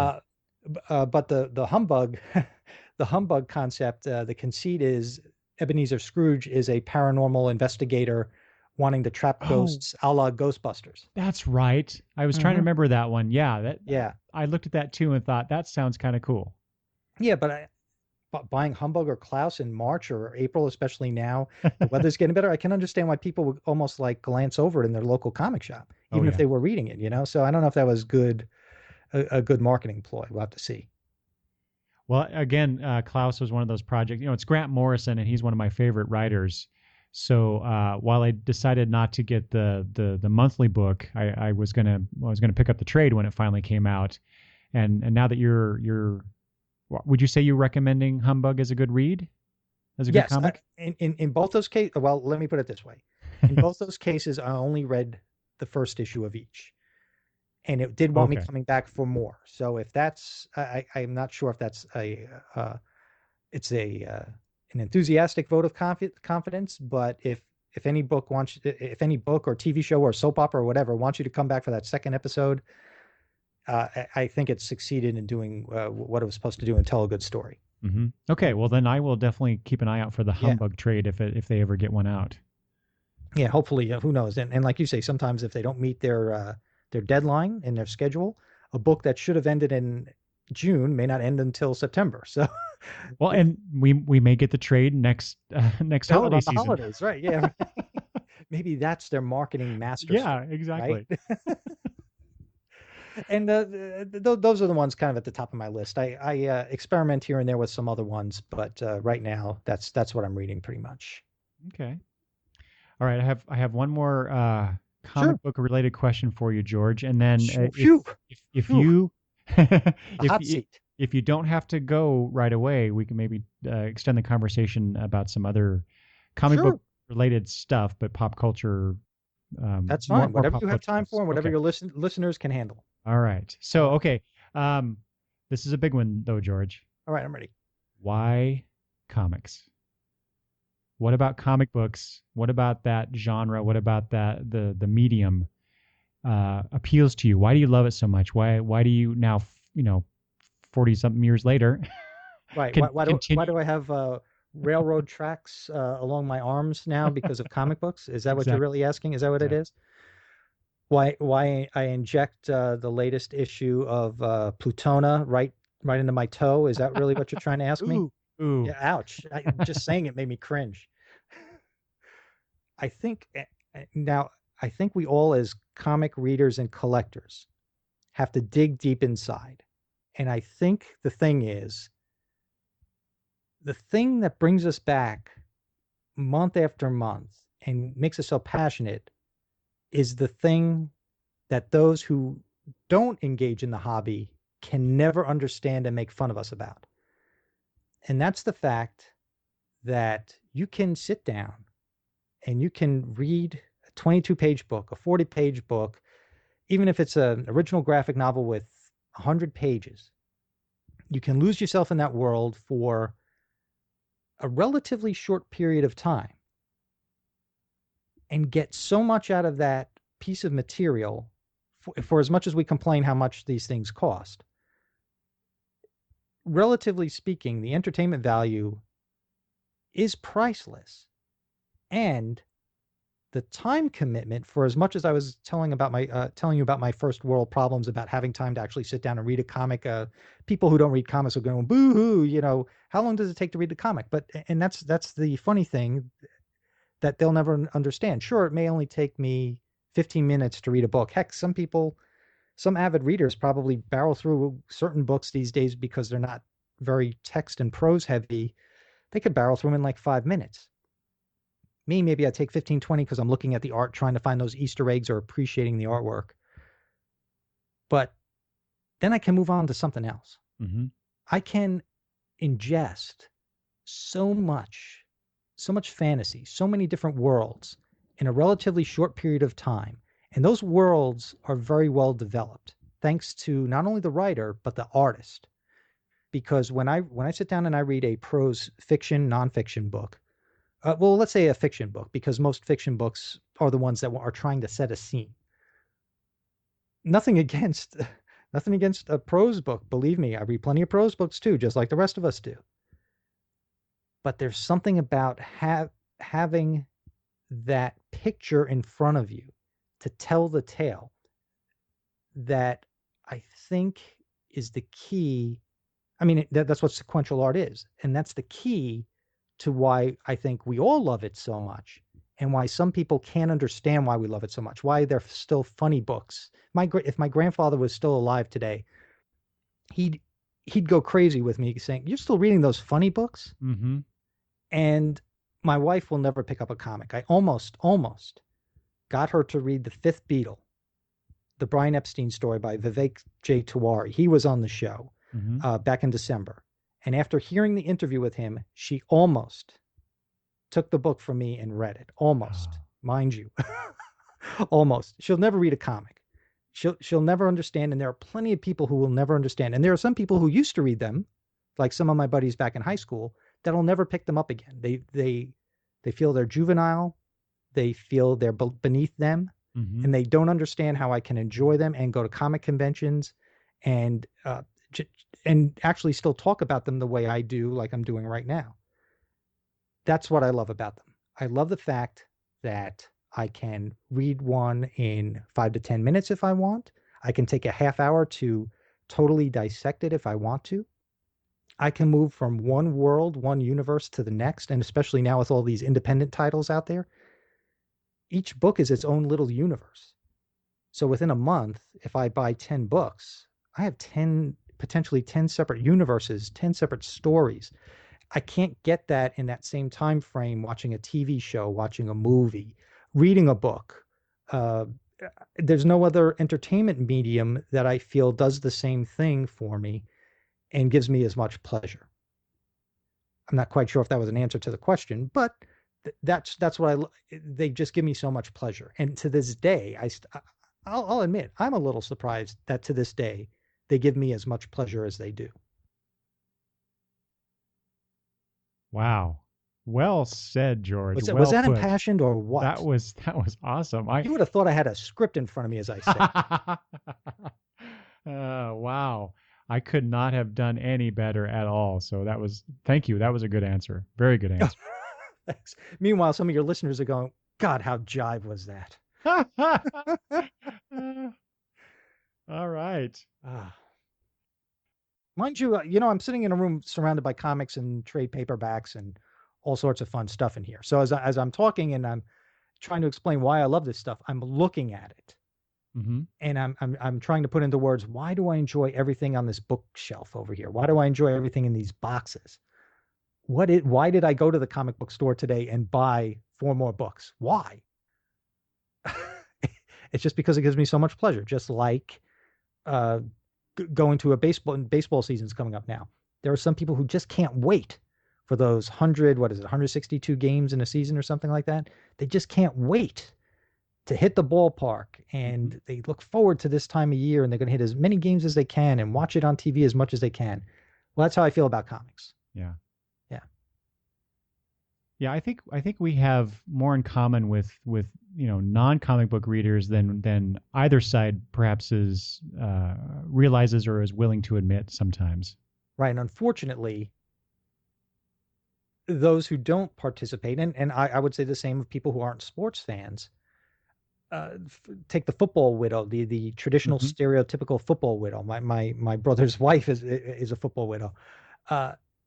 That person cannot understand why the other person can't do anything else on a Sunday in the fall but watch all these football games. they can't wrap their mind around it, and they probably make fun of them. Yeah. Just like some people will never understand why you, me, your listeners, why we love comics so much. And again, they'll probably make fun of what they don't understand. Mm-hmm. Yeah. Mm-hmm. Yeah. Well, we've put up with that for most of our lives, probably. Yeah, pretty much. I exaggerate, of course. I didn't have like the stereotypical people browbeating me or bullying me because I was a comic book fan and all that kind of stuff. But I have encountered people who, adults who look at me and go, you when they find out you read comic books. However, this is a great segue, George. If we can just go right into it. Yeah, let's do it. Yet we live in a day and age now where comic book characters are on our screens, our big and our small screens, almost daily, definitely monthly, and year after year, with all the movies, the TV shows that are going on right now. It just, I think of this, George, as this is a golden age of comic bookdom, in the sense that we have all this exposure, all this attention on the stuff that's on those screens that have come from our comic books, right? Yeah. Mm-hmm. So what is it? Do you watch the TV shows? Do you go to the movies, or do you just kind of ignore that kind of stuff?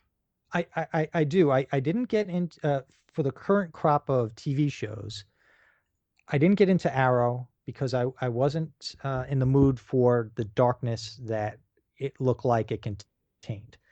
From what I understand, when it first started, it was pretty dark, but now it's kind of lightened up a bit thanks to the success of The Flash. I love The Flash show. I think that is a great TV show. And in turn, I also like the Supergirl show that's on CBS right now. Mm-hmm. And I had to confirm it with the guy with Rob at the comic shop today. I thought it was all some sort of a fan ploy on social media. I didn't realize that it was true that there was going to be a Supergirl Flash episode. Yeah. Yeah, and that it's at the end of the month. Is it at the end of this month, or is it a May thing? I thought it was at the end of March. I don't know. Okay, actually. But now I'm really excited. I mean, 2 shows that I love somehow found a way to combine cross network. Love Mm-hmm. it. I can't wait.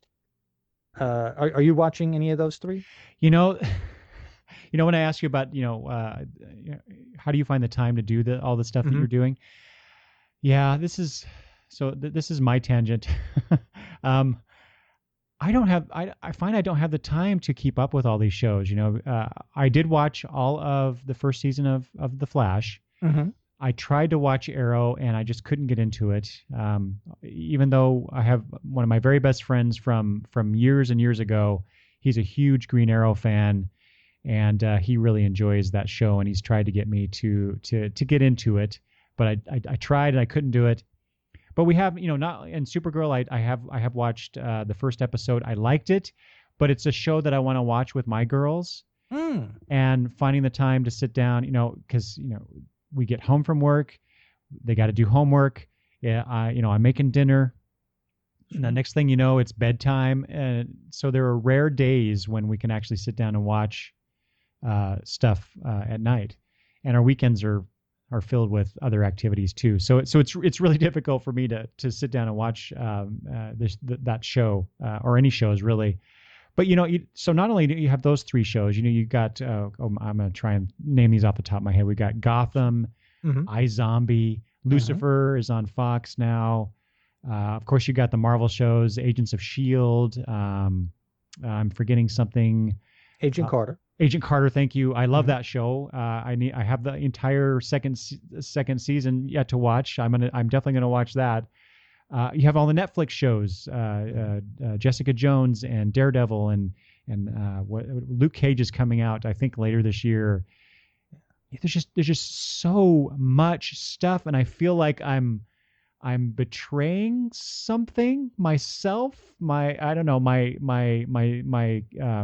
medium. I don't know. I feel like I'm betraying something because I'm not watching this stuff. I'm not keeping up with it. You don't beat yourself up over, again, another first world problem. Right. But I gave Gotham a shot. Here's a perfect example. I didn't even give an Arrow a shot, but I did give Gotham a shot. And Gotham wasn't my cup of tea. I stuck with it for a while. And here's where programming benefits the networks and works to their disadvantage. Just as much as a corporate-wide event might boost sales, but for this collector right here, this reader, sometimes serves as the jumping off point. Do you know how TV shows these days have the midwinter break? I took that as an opportunity to get off of Gotham in the first season.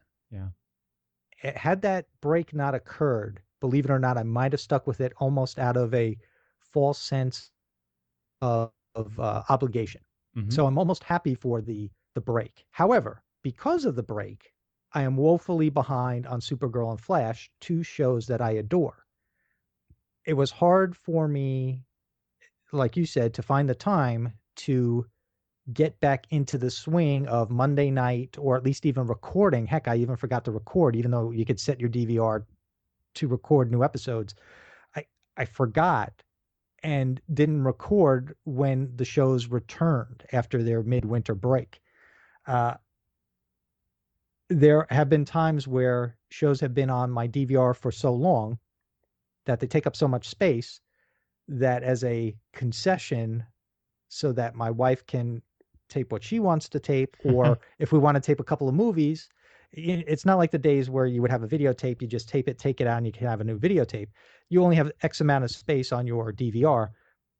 Knowing that I can get some of these things online, whether it be free or later I'll have to pay for it when it's on demand or something, I've made the concession that let's get rid of these things off of the DVR, which contributes to being woefully behind. And since these shows are serialized, there's no point in watching this week's if I'm 4 episodes behind, right, which gets you further and further behind, which of course people in third world nations are laughing at us because they can't eat.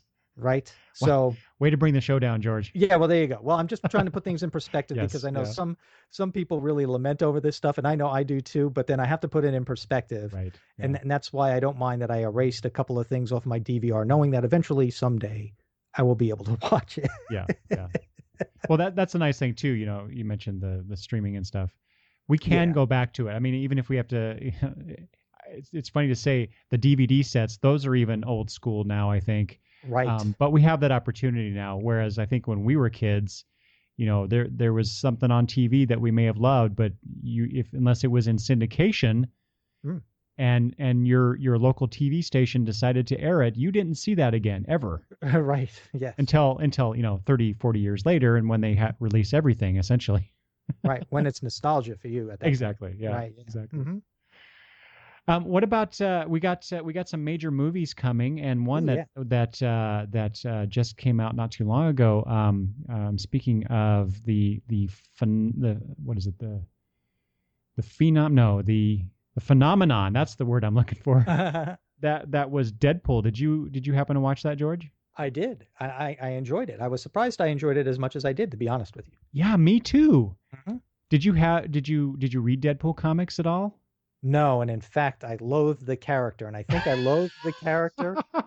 I think I loathe the character because of the overexposure. It's almost Mm, like the way there was a point when Wolverine was right. overexposed. Actually, Wolverine was probably overexposed for like 20 years, Mm, but even the Punisher was a little overexposed in the 90s. Um, you could take a lot of characters and say they were victims of being overexposed to cash in on their popularity. I think Deadpool is one of them. And with all the reboots, rebrands, new number ones and stuff, even if I wanted to get into Deadpool, I wouldn't even know where to start. mm-hmm. uh, there's no sequential numbering at all. There's no, and I know it doesn't matter really when there's no convoluted history so much as with other characters. You could probably jump on whenever you want with Deadpool, but just not my cup of tea. Mm-hmm. Yeah, Mm. same. But the And when movie it was comes, pretty good though. yeah, and the thing where I had my reservations was I really don't like violence in my movies. I Mm-hmm. know that sounds a little hypocritical considering there are a lot of superhero battles and things of that nature in comics to begin with, but I just don't like seeing the blood and the gore and stuff. And seeing that it was rated R actually was almost a turn off for me, even Mm-hmm. though it being rated R seems to be making the movie industry salivate that, oh my, we have a new audience now if we make certain things rated R, which Right. some things maybe should be because that's the kind of story that's being told. Deadpool should be rated R because that's the kind of character he is, and those are the stories that are being told. Mm-hmm. Uh, I just had I don't mind the bad language. I don't mind the sex. It's the violence. Mm-hmm. Those are your three taboos when it comes to the kids, right? You got your language, you got your sex, you got your violence. And as Meatloaf said, 2 out of 3 ain't bad. I I could deal with the language, I could deal with the sex, I can't deal with the violence. I always laugh. I've got a few friends that they can deal with that violence. They can deal with the blood, the gore, they can deal with it being very graphic. But if somebody drops an F-bomb, or if somebody is naked or even close to being naked, or there's a sex scene that looks pretty real, they get offended.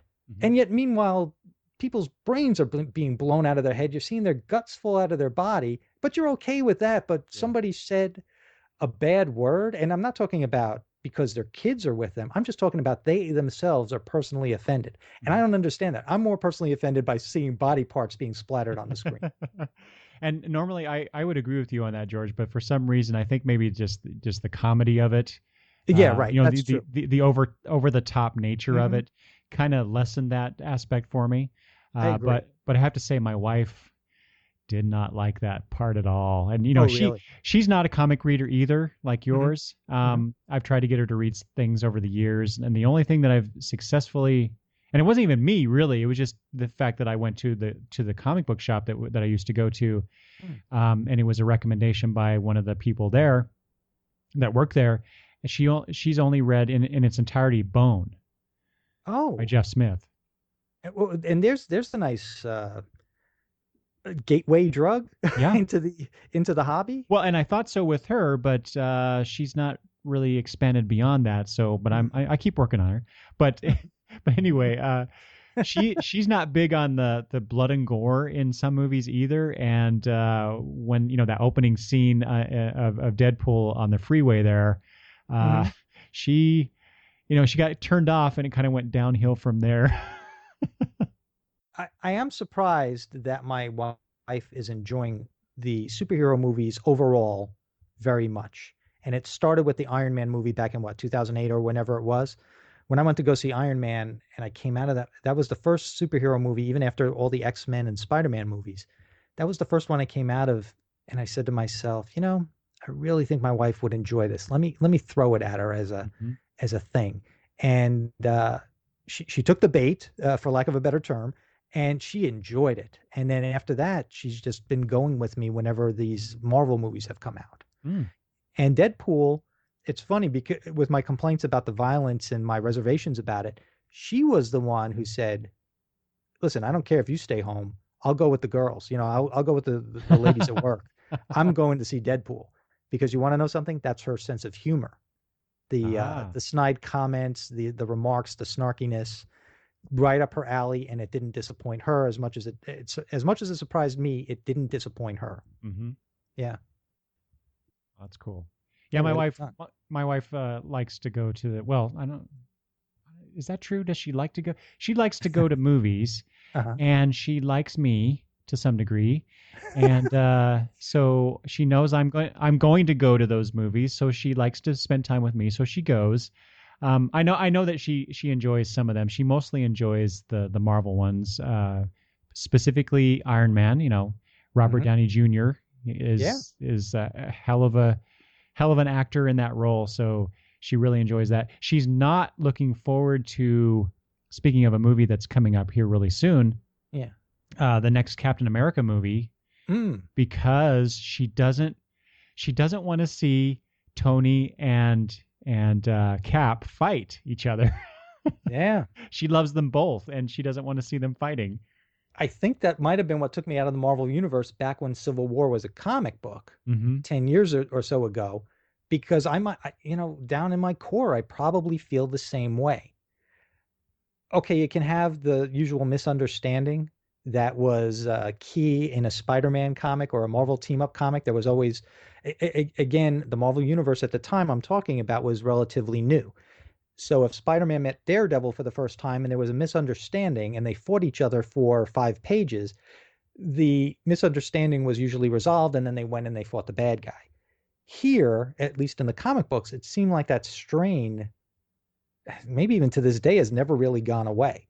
When it comes to the movie, I don't know how it's going to play out. Obviously, it's going to be different. But I mean, the plot will be different.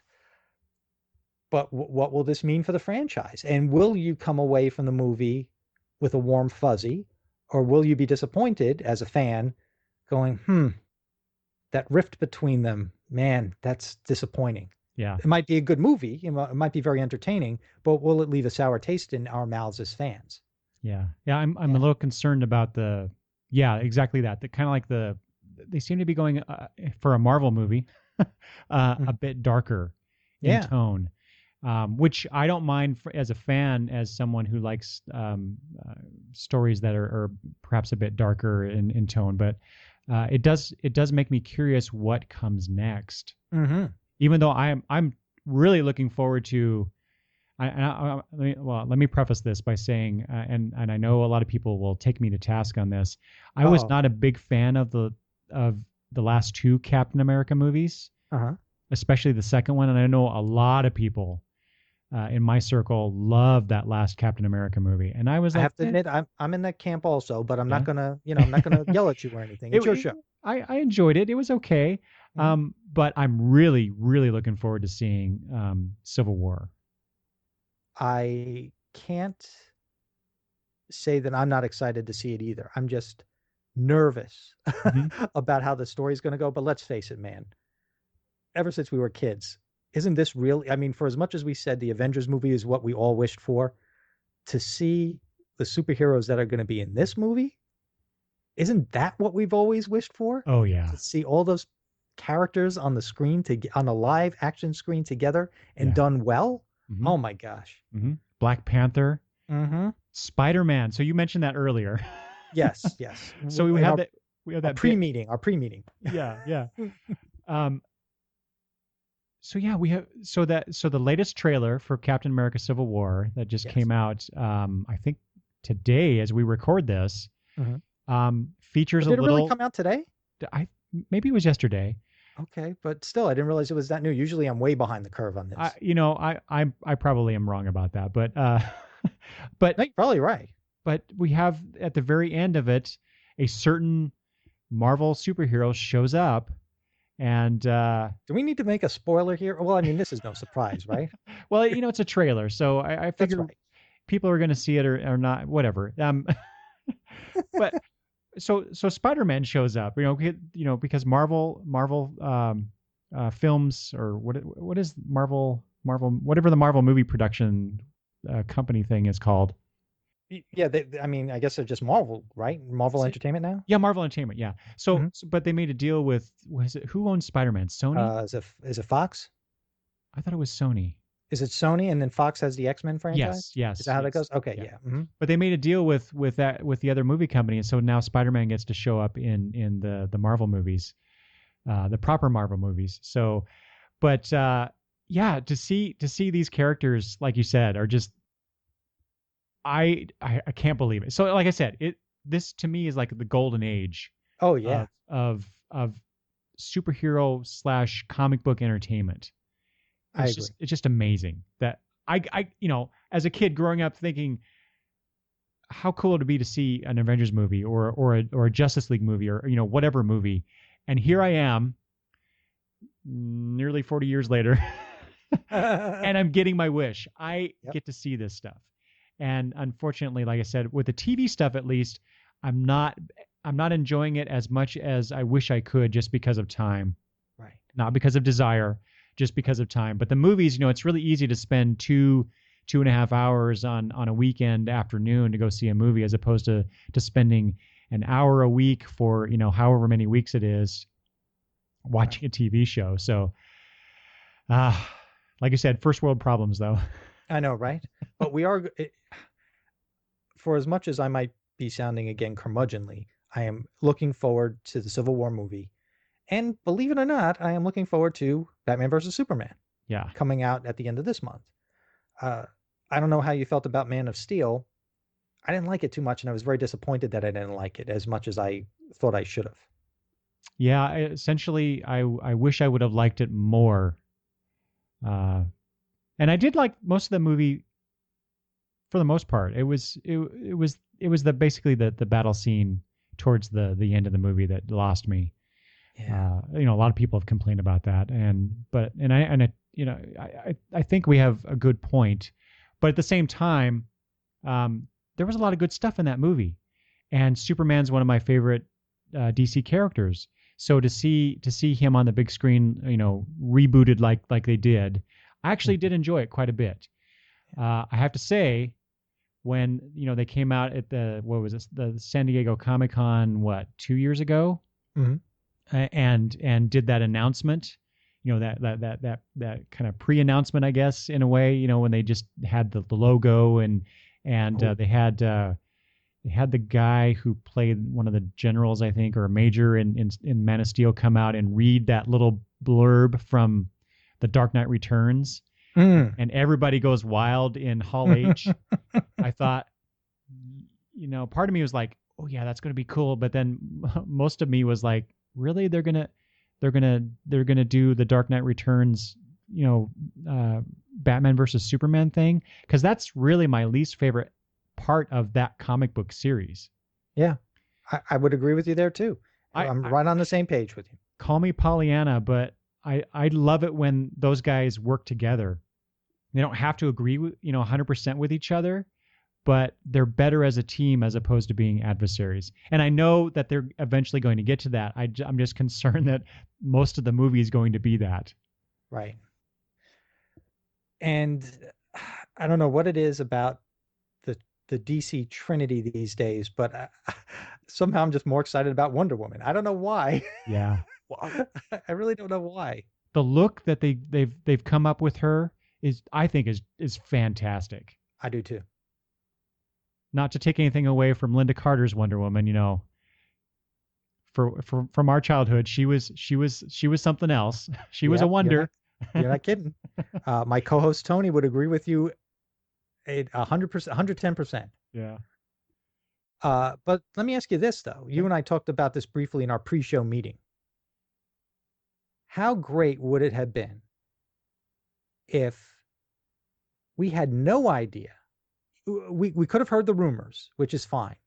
But what if we had no idea that Wonder Woman was going to be in that movie, or Spider-Man was 100% going to be in the Captain America movie? Right. And we're sitting there in the movie theater, and an hour in, or whatever it is, we see that character pop up on screen for the first time in the movie, and thereby it being the first time for us as the viewer. Yeah. How great would that be?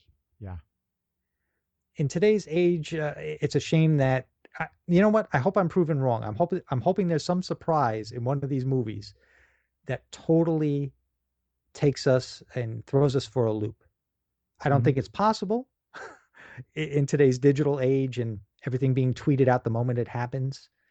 But how cool would it have been that last scene in the trailer you and I were talking about?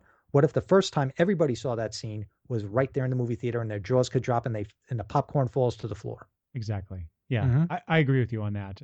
It's the same thing with not just Wonder Woman in the Batman versus Superman movie, but a lot of people were talking about the reveal of the Doomsday character as well. So what else can they have in this movie? So right. Yeah, and it's not just the movies or the TV series. They do it in the comics too, where they have to announce the big thing, months in advance. And I realize that they're trying to drum up sales and get people to pre-order, and I totally get that. But at the same time, is how much do they have to reveal? Why can't they just let it develop, in real time, essentially, with the readers, with the viewers? I totally agree with you, George. I don't know. Your show, that you don't do it on your show. I mean, the word in your title, review, basically implies that the product has already come out for public consumption and you are talking about it. But there are other podcasts, news outlets, no matter what the genre, that thrive on what I'll call the spoiler, for lack of a better term. They've just got to be out there and get the news first that this is happening. Look at this picture, and then there are plenty of podcasts out there that jump on it. They'll warn you that there's a spoiler, but they thrive on getting the news first. Breaking the news. You've got to know this. You've got to see that. Well, you know what? How about we see it when it was meant to be seen? Yeah. You got to get those clicks these days. Exactly. Yes. It's a shame, but that's the world we live in. And again, first world and second world problems. That's right. Well, actually, since we're talking about comic books, I guess we should say fourth world problems, right? In honor of Jack Kirby, right? Fourth world problems. There you go. Why didn't I say that an hour or so ago? Oh my gosh. George, is there any other pop culture related stuff that you would like to bring up? No, you know what? We hit on all the points that I thought we would hit on tonight, and then some. And we have talked the listener's ear off long enough, so I'm fine. We've spoken about enough tonight. We have, and I've kept you for a couple hours here, and I know it's getting late on the East Coast there where you're at. Don't worry about it. You know something, Eric? I will talk to you any day of the week, even if it's not to be recorded, because I don't have too many people to talk comics with. Like I said, even my co-host really doesn't care about them. So when we're on the show, it's usually a one-sided conversation unless there's a guest. So I will talk to you any day of the week, Eric. Excellent. I feel the same way, George. This has been a lot of fun. I appreciate you so much for coming on and thanks and talking comics with me. It was fun to be here. It's always nice to, like you were talking about earlier. I mostly do a solo podcast now, but I so miss talking to someone about this stuff. So I need to do more of that with you, my good friend Travis, and other people. So we'll see how the rest of this year goes for that. George, why don't you take us out and tell people again about your show and where they can find it, and we'll say our goodbyes. Oh, thank you. I am one half of the George and Tony Entertainment Show. I'm the George part, and we can be found on iTunes. Please subscribe. We love to have new subscribers. We can be also found on, you can follow us on Facebook at George and Tony Entertainment, and we're also on Twitter at George and Tony. You can hear the show besides on iTunes. You can hear us at RELMNetwork.com or you can go straight to our page on the RELM Network site at georgeandtony.com. And we're also on SoundCloud and georgeandtony.libsyn.com. And again, in the absence of a forum, please feel free to leave us comments on our Facebook. Comics. You can leave us comments whenever you want, but you can leave us comments. That might be hard to do on Facebook. Leave us comments on Facebook. We love to hear from you. And in fact, if you're going to listen to our show for the first time as a result of my discussion with Eric tonight here on Long Box Review, please let us know, because we would love to say hello to you on what we will say the air. You're so good at that, George. What do you mean? Your information blurb. And again, you'd think I really don't have it written down. I'm just making a joke here. You'd think I'd have it written down. You know what? I've said it so many times on the show that it comes natural. I'm at work some days, and they call me in the meeting, and I let out the spiel, and I get a weird look from everybody as they're drinking their coffee. Then I have to explain what a podcast is. You know the deal. There are so many people out there that don't know what a podcast is. I can't believe that. And they're technical people. I'm not talking about somebody in their 90s. I'm talking about someone in their 20s or 30s that that should be in the know. Maybe they're not IT people, but they should be in the know and know what a podcast is. I mean, I feel like I was late to the party. Mm-hmm. Yeah, I feel the same way. Yeah. All right. So here, I'll do my spiel. Since we're at the end of the show, thank you guys so much for listening. I hope you really enjoyed the conversation that George and I had. I certainly loved it. This was a lot of fun. I hope we can do it again sometime, George. Thank you. Me too. As long as the listeners can bear it, I will be back anytime you want. Excellent. So if people, besides going on and leaving comments at the various places that George just cited, you can also leave comments about this episode at longboxreview.com. You can also email me if that is your preference at longboxreview@gmail.com. Or you can always just hit me up on Twitter at longboxreview. That's really where I spend a lot of my online time anyway, perusing the things that are out there in the Twitterverse. So I would love to hear from you. I'd love to hear how you felt about this episode, what you liked about it, and if you had any other comments about the things that George and I discussed. So with that, thank you again, George, and thanks for listening, everybody.